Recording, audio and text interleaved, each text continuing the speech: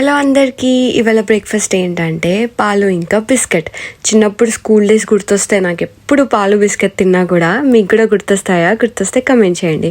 So morning ఏం తినలేదు కాబట్టి నేను అలాగే వర్క్కి వెళ్ళిపోయి బ్రేక్ టైంలో ఈ థాయిలాండ్ ఆంటీ దగ్గర ఒక మంచి కొబ్బరి బొండం దాయినా ఎంత రిఫ్రెషింగ్ ఉండిందంటే బయట కొనుక్కోవడం వేస్ట్ అనిపించింది. యూకేలో ఇట్లా కొబ్బరి బొండం దొరకడం చాలా అసలు రేర్. సో ఎంత బాగుండిందో. కోకోనట్ అయితే చాలా టేస్టీగా ఉండింది. ఇంకా ఆంటీ దగ్గర క్యారెట్ జ్యూస్లో జింజర్ అండ్ లెమన్ వేసి కూడా చాలా డిఫరెంట్ టైప్స్ ఉన్నాయి అనమాట. ఆ వాటర్ ఇచ్చినాక కోకోనట్ కూడా నీట్గా స్క్రేప్ చేసేస్తుంది.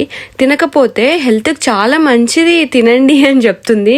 సో చెప్పినా నేను యూట్యూబ్లో పెట్టుకుంటా అంటే ఓకే అన్నది. సమ్మర్ కాబట్టి మీరు కూడా వాటర్ కంటెంట్ బాగా తీసుకోండి, హైడ్రేటింగ్ ఉంటుంది.